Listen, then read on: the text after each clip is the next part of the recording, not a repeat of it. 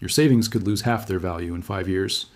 The world's biggest economies already know this, and I'm about to tell you what they're not telling you. While you've been scrolling social media, the biggest financial heist in history has been unfolding. The target?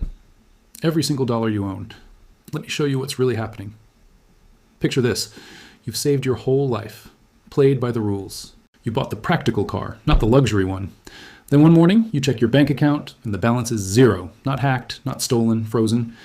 The bank manager just decided. Now imagine you're not a person, you're a country.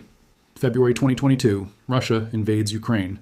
48 hours later, the US freezes $300 billion of Russia's money. Just gone. Now, imagine you're sitting in Beijing holding $700 billion in US bonds. You just watched Russia lose $300 billion overnight. One terrifying thought hits you.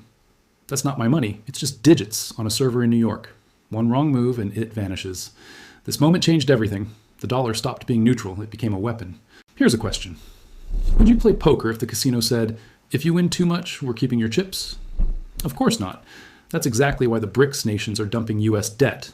Brazil, Russia, India, China, and South Africa, plus 5 new members with 30 more countries waiting to join. They aren't doing it out of hate. They're doing it because storing your wealth in your enemy's currency is financial suicide. Their alternative? Gold. You can't freeze it, you can't hack it, you can't turn it off. But it gets worse. The math is even scarier.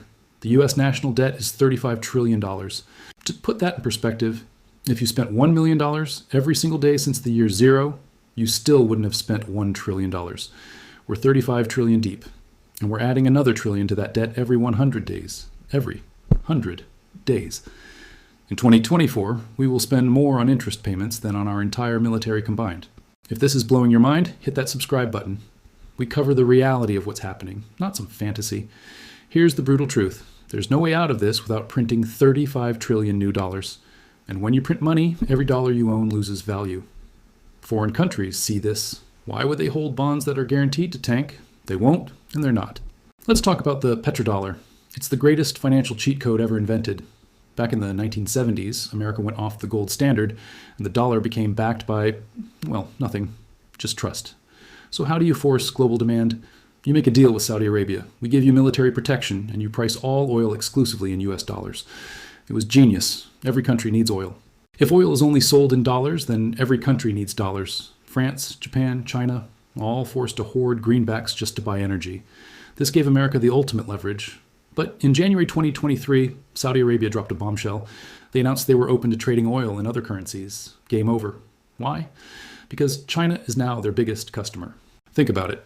China buys Saudi oil, the Saudis buy Chinese products.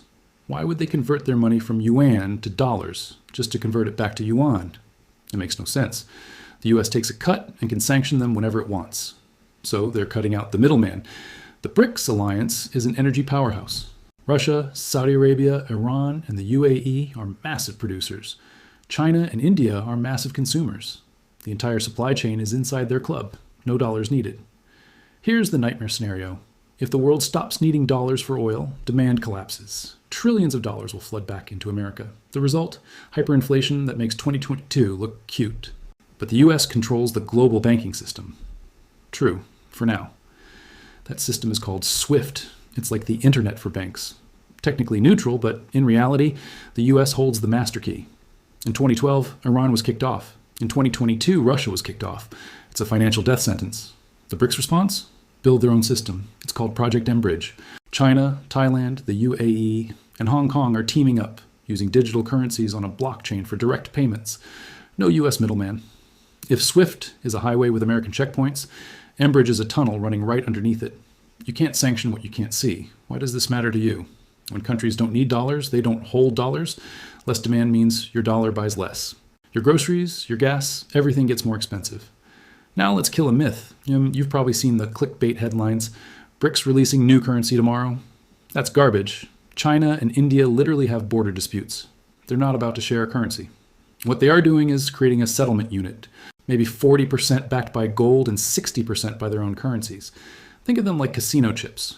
You don't spend them outside the casino, you just use them to settle bets inside. And why gold? Because it requires zero trust. To use rubles, you have to trust Russia. To use yuan, you have to trust the Chinese Communist Party. To use gold, you just have to trust 5,000 years of physics. and central banks are hoarding it. In 2023, China bought more gold than in the last 50 years combined.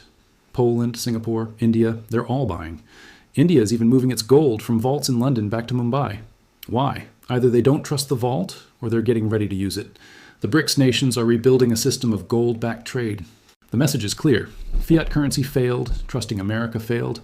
It's time to go back to gold. Western analysts dismiss them as a club of dictators and failing economies. They're being blind. In 2024, Egypt, Ethiopia, Iran, and the UAE all joined. 30 more countries are waiting in line, including Thailand, Malaysia, Vietnam, Nigeria, and even Mexico. The world is changing fast, and the dominoes are already falling. Did you hear the news? Another one of our neighbors is thinking about joining BRICS. What's BRICS? It's the block of countries that represents the majority of humanity, holds the majority of the world's resources. We're talking oil, copper, rare earths for AI chips, basically everything you can't just print out of thin air. For the last 80 years, there's been an unspoken deal. The West makes the rules and the Global South supplies the cheap labor and resources. Well, the Global South is done with that deal. They've watched the U.S. national debt explode. They've had our inflation exported to their shores. And they've seen their own economies get crushed every time the Fed makes a decision in Washington. They're tired of having their fate decided for them. Let me ask you a simple question. If you were the leader of a nation, would you keep all your country's savings in US dollars right now? Okay, enough geopolitics. Let's talk about what this means for your wallet. Most Americans don't really understand why life here has been so comfortable for so long. The real reason you can buy a 65-inch TV for $300 or a t-shirt for $5, it's the strong US dollar. For the last 50 years, the rest of the world has been subsidizing our lifestyle.